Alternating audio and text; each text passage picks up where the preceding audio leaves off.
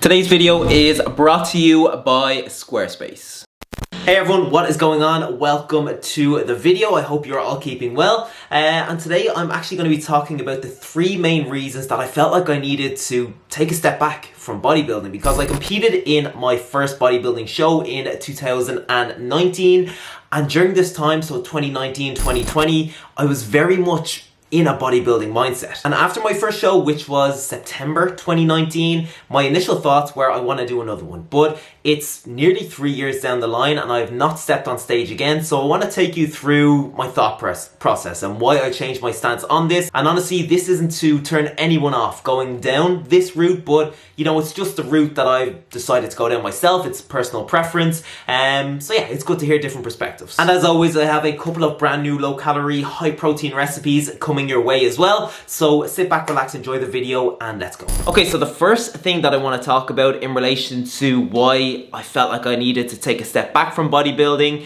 is my training. Because you know, when I was in that bodybuilding mindset, my training was a huge priority. And don't get me wrong, it still is, but I think it got to the point previously where optimizing everything was just such a huge priority for me that I got to the stage that it was just completely stressing me out. Because like everybody else, I had plenty of other things going on, whether it was college and exams when I was that bit younger, work as I got that bit older, other things like trying to keep up with friends, being in a relationship, trying to do YouTube as well, even simple things like preparing my meals. All of these things are hard enough to juggle as it is. But when you add in 6 or sometimes even 7 workouts per week, lasting maybe 1.5 to 2 hours, depending on if I was doing cardio or some posing practice afterwards, that was a huge chunk of my day and my week taken up by training, especially when you consider the time that it takes for you to prepare for the gym and also the time afterwards where you're unwinding and cooking, eating, etc. And physically, I think I was actually pretty okay at handling this for the most part, but it was more mentally that it was really beginning to drain me. Because, you know, when you were just so focused on your physique, when you were so focused on your training, putting so much effort into it, putting just a lot of pressure on yourself in general, then, you know, that can really take its toll. And oftentimes I'd get back from the gym and I just wouldn't want to do anything because physically I'd be exhausted, mentally I'd be exhausted, and yeah, just all of my energy for the day was used up on the gym. So now instead of training in the day like I used to, I work out first thing in the morning instead. And from a pure performance point of view, it definitely isn't as optimal because I always feel stronger, I always feel better when I have a few meals in me. But from an efficiency point of view and an enjoyment point of view, it just suits me a hell of a lot better. Because personally, I just much prefer getting in early, getting a good lift in, getting home, and then it's ticked off the list for the rest of the day. That always puts me in a good mood. And then in terms of the training itself, so now I usually train 5 days per week instead of 6 to 7, and my sessions usually last an hour versus the 1.5 to 2 hours it was previously. So all in all, I probably spend like 4 or 5 hours less in the gym per week just from those little differences. And I actually superset a lot of my exercises now as well, which purely from a performance point of view probably isn't the best thing first thing in the morning, because energy isn't as high as it would be versus if I was going in the afternoon or the evening time. And supersets are quite demanding, so the matchup, it just isn't there 100%.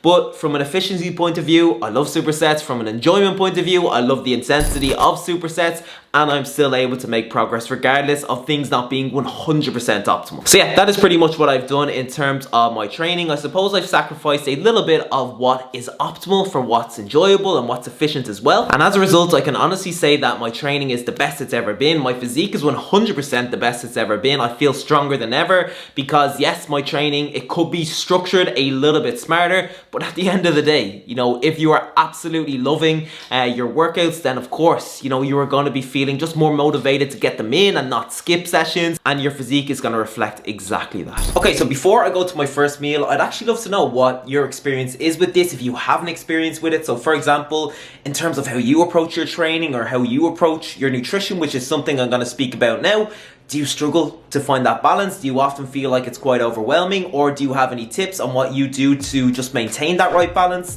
Yeah, comment below and let me know. But yeah, the first recipe is an unbelievable protein Weetabix recipe that I've discovered, and I'm gonna be using 2 normal Weetabixes. You can use the protein version if you want. There's not a huge difference between the 2 of them in terms of protein content. And as you can see, I have crushed them both into little pieces. Then I'm gonna add in 100 ml of skimmed milk and let that soak. Then I'm gonna add 150 grams of fat-free vanilla yogurt to a bowl. I'm gonna mix in 30 grams of vanilla whey protein. Okay, now I'm gonna pour my yogurt whey protein mix over the Weetabix. Make sure it is spread out nice and evenly. And for the toppings, you wanna get 10 grams of dark chocolate, 10 grams of white chocolate. These have little Oreo pieces in them, unreal. Then you wanna just break them into little pieces like so and spread them out. Then you wanna get 10 grams of peanut butter powder, mix it with some water and spread it out across the mixture as well with a fork. Okay, so we are looking good, and now you have 2 options. Option number 1 is to eat it as is. It tastes delicious. Or if you wanna give it more of an overnight oats consistency and texture, put it in the fridge for at least 2 hours, or overnight of course.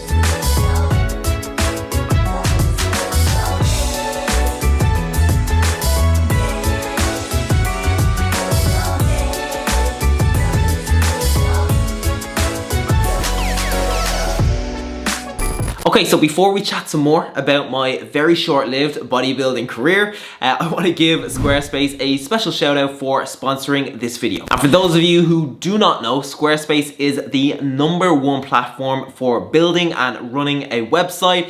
And the best thing about it is that it is genuinely so easy to use. It helps you create an unbelievable website. And honestly, if I knew about Squarespace many moons ago when I was building my first website, then it would have saved me so much time and so much money, to be honest. But yeah, to help you create your website, you choose from loads and loads of cool templates, and then when you find the one that you love, you personalize it to fit your brand. So you add your logo, your text, your pages, your pictures, etc. And then from there, you can add loads of extras that just help bring your website to life.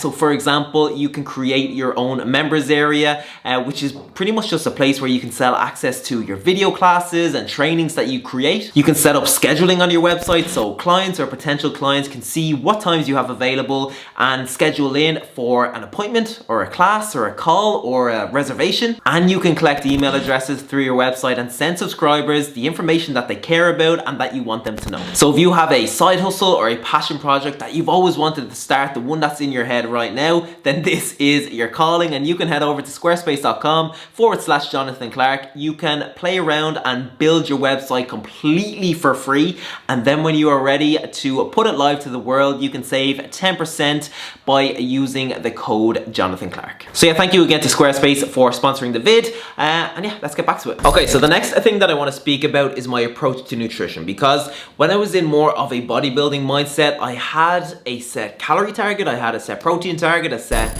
fat target, a set carb target, and as a result, it just didn't allow for much flexibility at all, because how flexible can you be when you have a very set number of carbs and fats to hit on a daily basis? And this definitely affected the relationship that I had with food, because it was just a numbers game at the end of the day. And you know, when preparing meals and even when eating out, taste and enjoyment didn't come into it. And instead, hitting each macro target was always #1. And yeah, I suppose it just got to a point where I knew something needed to change so I could find a better balance and honestly just start enjoying my diet again. So eventually I decided to pull back, and I only started focusing on the nutritional targets that actually really matter when it comes to body composition. So whether my goal is maintaining like it is now, whether my goal is cutting, whether my goal is bulking, I focus mainly on calories and protein, and I don't really give carbs and fats much thought at all. And just to give you an example of how this works, I will take you through my current targets. So as I said, my goal is to maintain my weight at the moment, and to do so,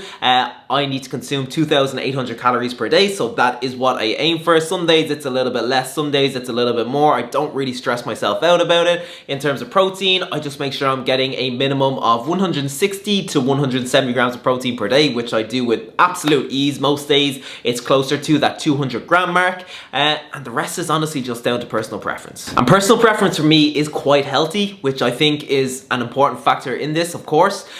So naturally I consume quite quite a lot of fruit and veg on a daily basis. I aim to get some healthy, higher fat foods in my diet during the week as well, whether it is fatty fish or red meat or eggs or dark chocolate. But you know, it's great knowing that if I have a really high carb day one day or a really high fat day the other day, but it's great knowing that if I have a higher carb day one day, I have a higher fat day the next, it doesn't matter, as long as calories are on point, protein is on point, and I am following a healthy diet for the most part. Okay, so next up we have a recipe that I've pretty much been having every single day over the last week. It is low in calories, high in protein, really tasty, easy to make, high in volume as well. So yeah, it ticks pretty much all of the main boxes if you're in a calorie deficit and looking for suitable meals to have. But yeah, let me show you. Okay, so I'm gonna start by adding a few bits to a bowl that I've already prepared. So 100 grams of diced chicken breast, 80 grams of turkey sausages that I've chopped up into little pieces, 250 grams of baby potatoes that I've chopped into chunks. And make sure you chop these up quite thin, because if you do them quite thick, then it just takes longer for them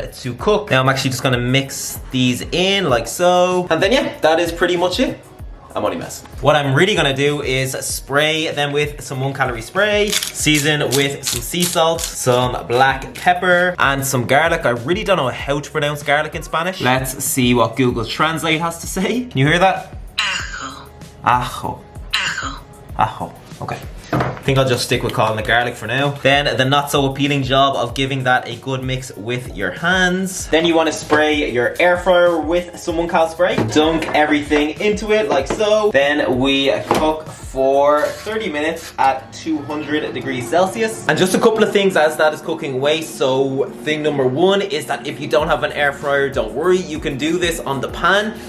You can do it in the oven as well. And thing number 2, I know those turkey sausages looked weird. They're just weird here. I don't know what it is, but they taste unbelievable. They taste like hot dog sausages. I don't know if I've already said this, but yeah, you can of course use your normal turkey sausages or maybe even a low-fat pork sausage. You can use whatever sausage you want. Okay, so 15 minutes have passed and this is how we are looking. So chicken is almost cooked, potatoes are almost cooked, still a bit hard, but for the last 15 minutes I am going to throw in some veg that I've prepared. So 100 grams of cherry tomatoes that I've chopped in half of a red pepper and half of a yellow pepper that I've chopped into little pieces, and as you can see, half of an onion that I've chopped into strips. Then I'm gonna top up on a bit of seasoning, so a little bit more garlic, and of course some smoked paprika to add that smoky finish. Give it a little shake, and back in the air fryer it goes for another 15.